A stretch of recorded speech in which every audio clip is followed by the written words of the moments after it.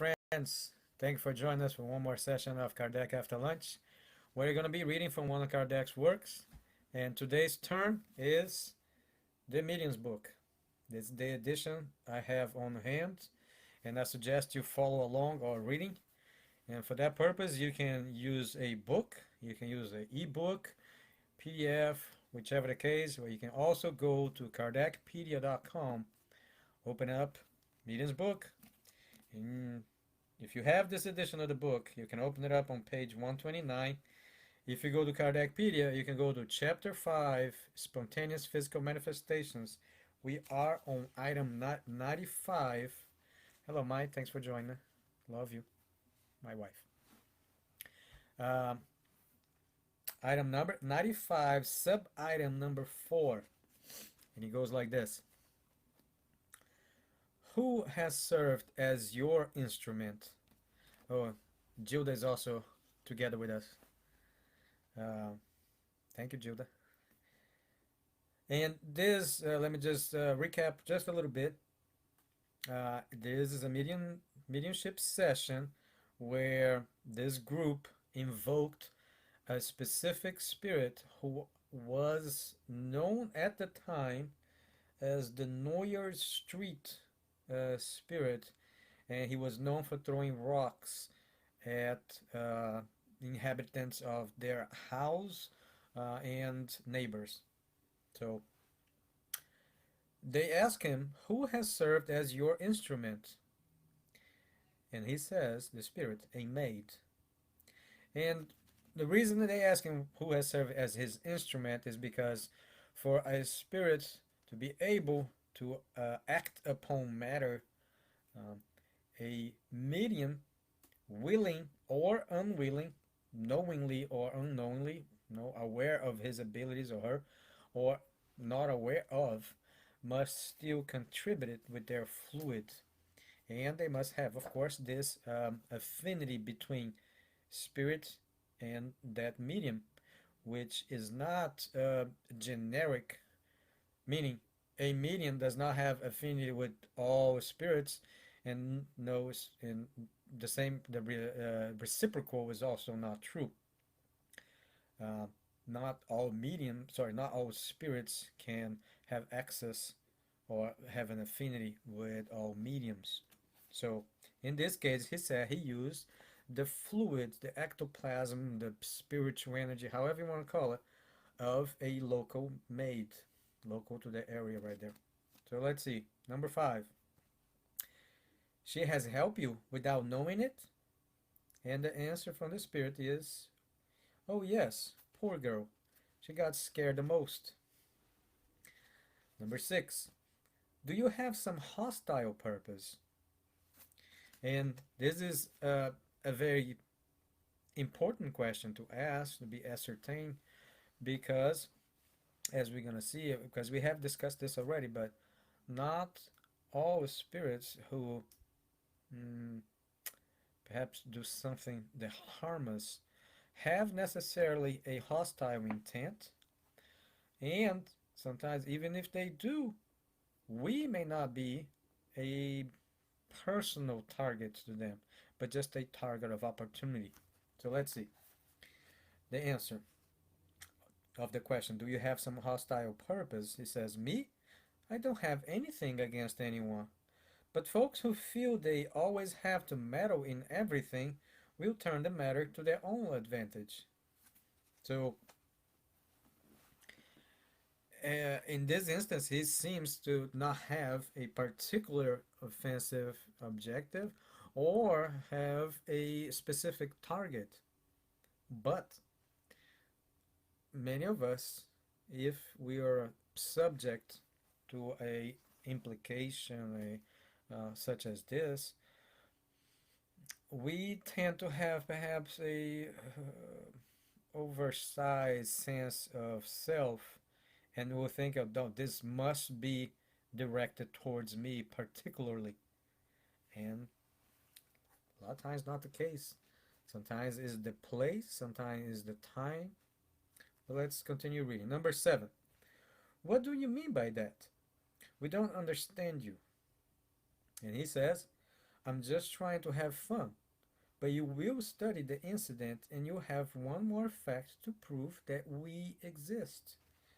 So you see, however, or the phenomena happens, doesn't matter if it's physical or not, it is, regardless, a confirmation of many of the aspects that we study in the doctrine. For one, the survival of the soul, it's an individuality, right? The ability to communicate of this with this soul that survives after death, after separation from the body. And from those that we confirm, the survivability, the individuality, and the ability to communicate, must we not also derive that there is a God, even for those that don't believe in God? Because how else can you explain this? How else can you explain that outside of matter, your self, as in spirit, survives? So let's continue. Number 8, you say we don't have, sorry, you say you don't have any hostile purpose, but you have broken all the window panes in the place and have caused real damage.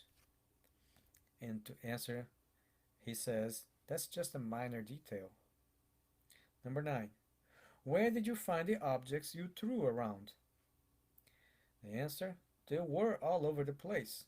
I found them in the courtyard and in the neighbor's garden. Number 10, did you find all of them and did you make some of them? And this question is asked because some spirits may have in the past alluded to the fact that they were able to create something from nothing. So let's hear more about it. And he even says here for question number 10, see chapter number 8 in regards to this subject. So he says, I didn't create anything or compose anything. Goes on to number 11. If you hadn't found them, could you have made them? That's a question. And he says, that would have been tricky. But we can mix materials and make something. So he says, perhaps he is not, this particular spirit, is not very acquainted, or if he's able to do something like this, it does require a level of skill that perhaps he or she is not uh, comfortable with. Number 12. Now tell us how you threw them. And he says, oh, that's hard for me to say. I looked for help in the electrical composition of their girl and mixed it with mine, which is less material. So together we could carry those objects. So you see, many spirits, and much as ourselves, we are able to, for example, I can explain very superficially like how I'm able to pick up this mouse, right? Well, I told my arm to do it. That is an overly simplistic way to do it. If you want to get really, like really detailed, know about it, I mean, you can go. Let's start, for example, with.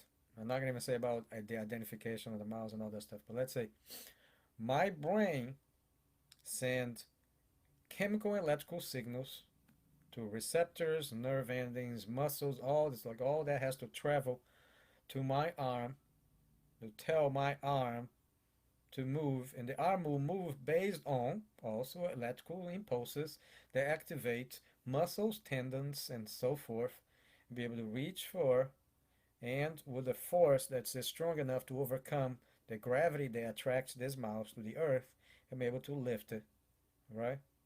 So now I could still lift this mouse without giving this overly complicated description about it, right?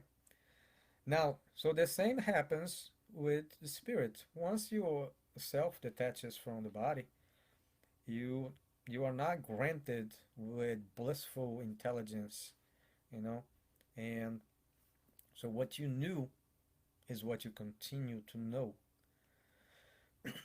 Basically, I'm saying this spirit does not know the particularities, details, or how he's able to do something. You just know that he is able to. You could perhaps, if you remind yourself, if you have watched it, the movie with Patrick Swayze, Demi Moore, and I forgot the name of the actress, but for the 1980s thereabouts. And Patrick Swayze, after being detached from the body after death, he finds himself still living amongst, the live. Sorry, walking amongst the living, uh, but he's unable to touch things. And he goes to the subway because he sees this guy is able to, and he's trying to like ask him like, "How do I do it?" And they kind of don't go into detail, but just like you have to use your willpower. You really have to use the emotions. You're not touching. It says you don't have a body anymore. You're trying to touch this with your finger. Your finger goes right through it. It's not your body. You just have to use your mind, your willpower, right? So in this case, he goes on and says, the next question is number 13. I think you will agree to give us some information about yourself. First, tell us if you died a long time ago. And he says, a long time ago, at least 50 years. Number 14, what was your job? And the answer is nothing special. I was a rag picker in this neighborhood, and sometimes I got insulted because I really like good old Noah's red liquor. That's why I wanted them to clear out. Number 15. Have you yourself and of your own free will answer our questions? Pertinent question to ask as well. Many times they are accompanied by other spirits. So let's hear. I had an instructor. Number 16. And who is this instructor? And he answers, your very kind King Louis, which King also Saint Louis. Uh, there's a commentary by Kardec. Let's read about it. He goes on and says, we ask this question because of the nature of some of the responses, which appear to be beyond the capability of the spirit itself, both in the substance of the ideas expressed and in the form of the language. It is nothing extraordinary that he had been aided by a more enlightened spirit who wanted to take advantage of the opportunity to instruct us. This is a common occurrence, but a notable particularity in this case is that the other spirit's influence was made apparent in the handwriting itself. In the answers in which he, St. Louis, interfered, the handwriting was more regular and flowing, while in the answers of the rag picker it was angular, rough, irregular, and often barely legible, revealing a very different character. So in this particular case, also those questions were asked perhaps out loud, but the answers were taken uh, in a written form, and that's how they could notice this. Number 17, because we're still going. What do you do nowadays? Do you care about your future? The question directed towards the spirit. The spirit says, not yet. I just wonder about. I am remembered so little on the earth that no one prays for me. Since I don't have anyone to help me, I don't do anything. How many of us may find ourselves in the same predicament? There's a commentary that says, we will soon see how much may be contributed to the progress and relief of less evolved spirits through prayer and counsel. Number 18. What was your name when you were alive? And the answer is Janet. Janet, not Jeanette, but so a male name of a French format. Number 19. Very well then, Janet, we shall pray for you. Tell us whether this evocation has pleased you or upset you. And he answers, it has mostly pleased me because you are nice folk, joyful and lively, although you a bit serious. Well, that doesn't matter. You listen to me, and I'm content. And he signs off. So, you see, there are very, perhaps some would consider trivial um, communications, which they could be of a trivial nature if we don't ask enlightening questions. Because if we don't fall prey to curiosity, then we may derive some useful information for it. Thank you for your time. Thank you for your support, and hope to see you soon. Until then, Godspeed to all.